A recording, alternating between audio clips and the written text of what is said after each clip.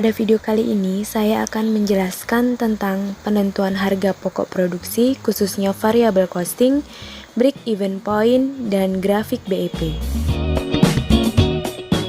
Sebelumnya, saya akan membahas tentang perputaran dalam dunia bisnis.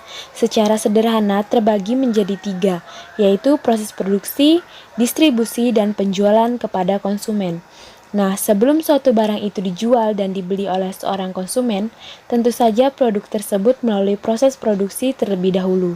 Adapun 7 komponen dalam harga pokok produksi.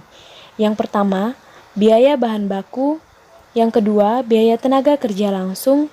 Yang ketiga, biaya overhead pabrik. Yang keempat, persediaan awal bahan baku.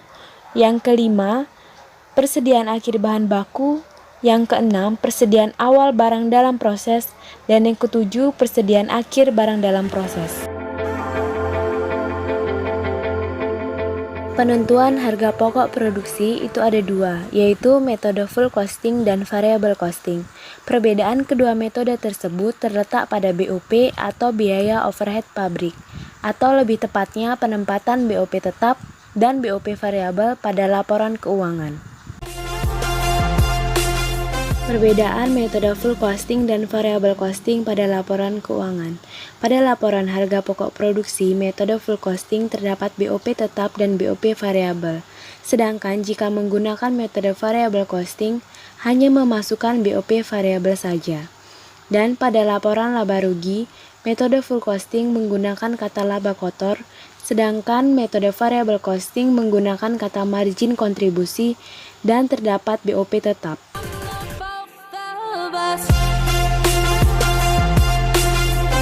Pengertian variable costing adalah biaya yang berubah bila outputnya atau barang yang dihasilkan berubah. Contoh variable costing atau biaya variabel. Yang pertama, biaya bahan baku tidak langsung. Yang kedua, biaya tenaga kerja tidak langsung. Yang ketiga, biaya listrik, air, dan telepon. Yang keempat, biaya perlengkapan.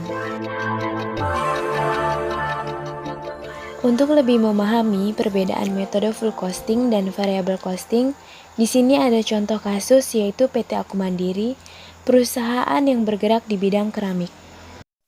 Ini merupakan laporan harga pokok produksi PT Aku Mandiri dengan menggunakan metode full costing dan variable costing. Seperti apa yang telah saya katakan di awal, letak perbedaan ada pada BOP.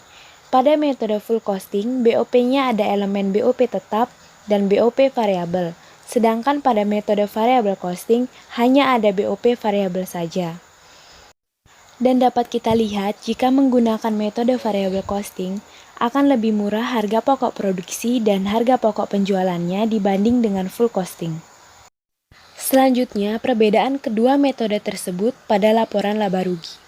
Dapat kita lihat metode full costing menggunakan kata laba kotor, sedangkan pada variable costing menggunakan kata margin kontribusi dan pada beban operasional ditambahkan BOP tetap. Dan meskipun ada sedikit perbedaan, tetapi laba operasional pada akhir periode sama. Kemudian ada break-even point, yaitu titik pulang pokok, di mana total pendapatan sama dengan total biaya.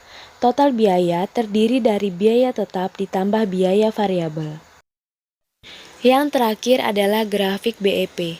Pertama, buatlah garis vertikal dan horizontal, lalu masukkan titik total revenue, fixed cost, dan total unit. Lalu tarik garis total revenue dan total cost.